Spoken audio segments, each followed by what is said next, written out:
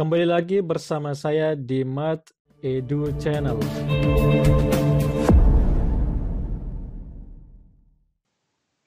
Bismillahirrahmanirrahim. Assalamualaikum warahmatullahi wabarakatuh. Kembali lagi bersama saya di Mat Edu Channel.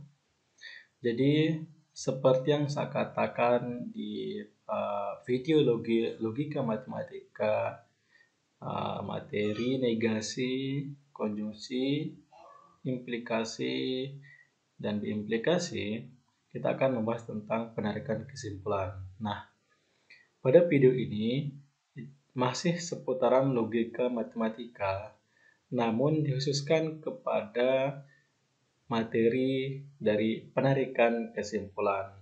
Ya, nampak di layar bahwa di dalam penarikan kesimpulan terdapat 3 pola, di mana pola pertama adalah modus ponens, yang kedua adalah modus tollens, dan yang ketiga adalah silogisme.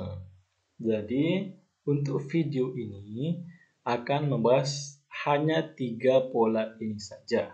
Ya, baik, kita mulai dari yang pertama, yaitu modus ponens. Ya, jadi untuk premis-premis modus ponens seperti ini.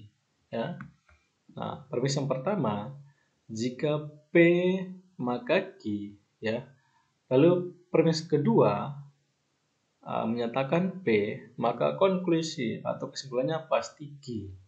Ya, nah ini bisa dibaca, ya, jika diketahui P maka Q benar dan P benar, maka disimpulkan Q benar. Ini cara membaca. Sekali lagi, ya, cara membacanya adalah jika diketahui P maka Q benar dan P benar, maka kesimpulannya adalah Q benar.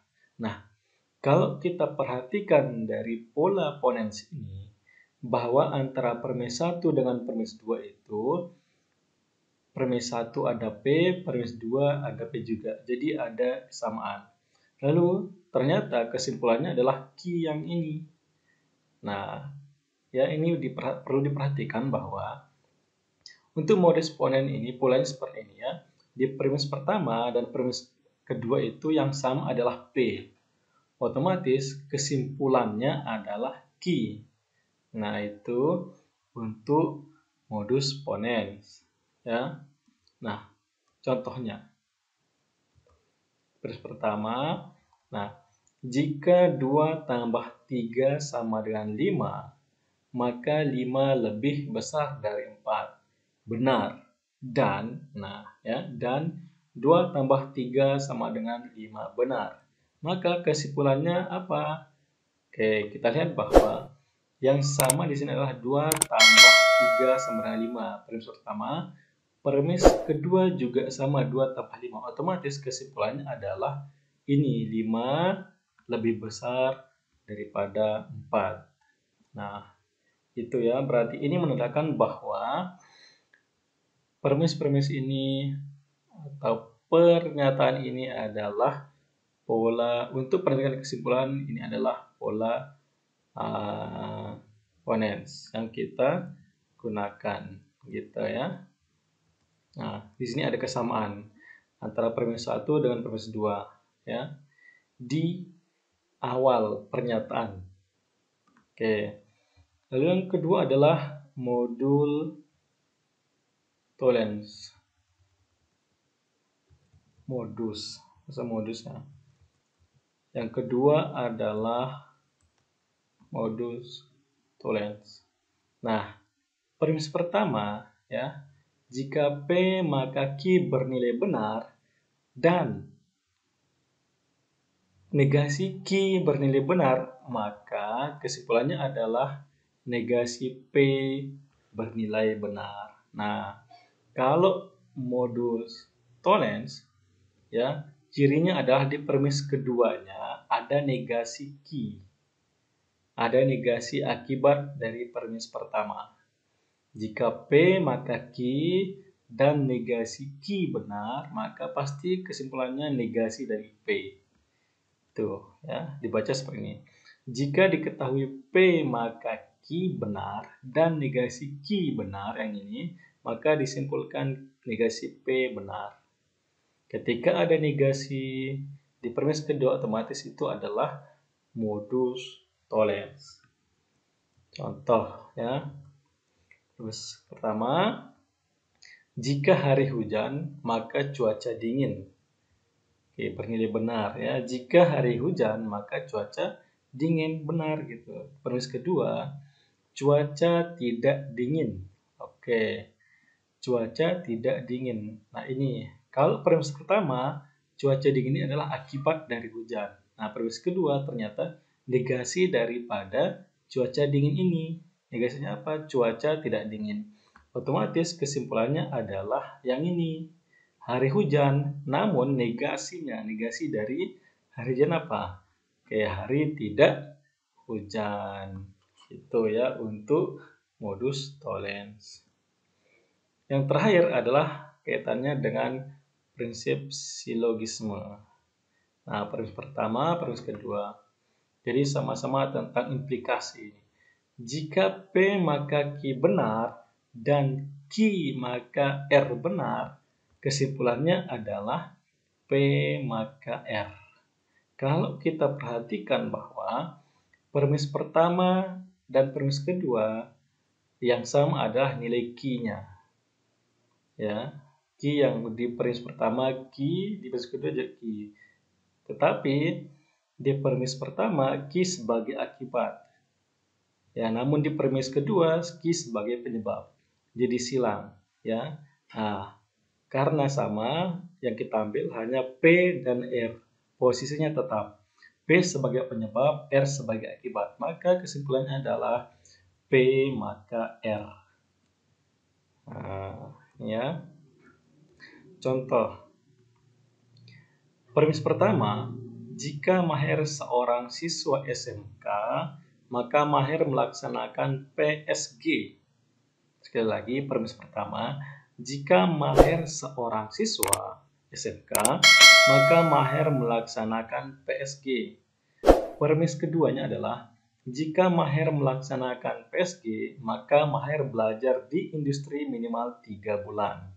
Nah, kalau kita perhatikan ya, kalau kita perhatikan yang sama adalah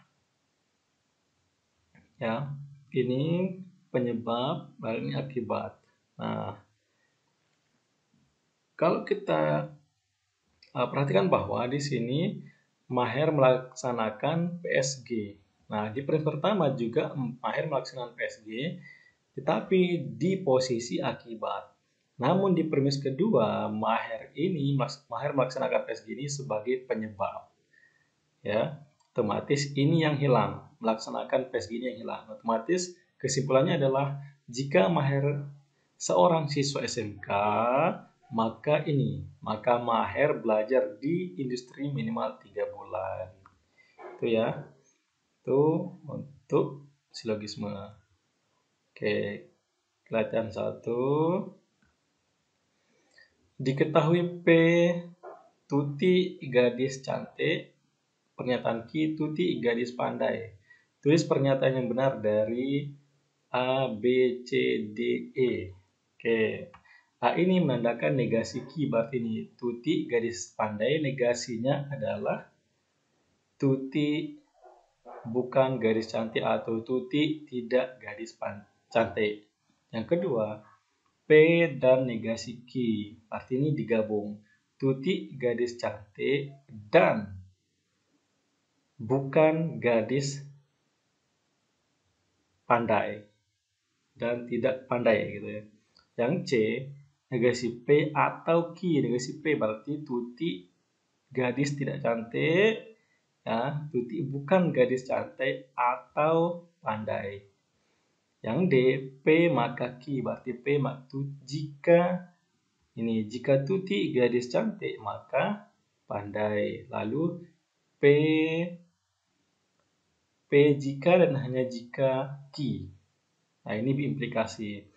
Tuti gadis cantik, jika dan hanya jika pandai, gitu ya. Lalu untuk latihan 2, tentukan nilai kebenaran dari pernyataan di bawah ini.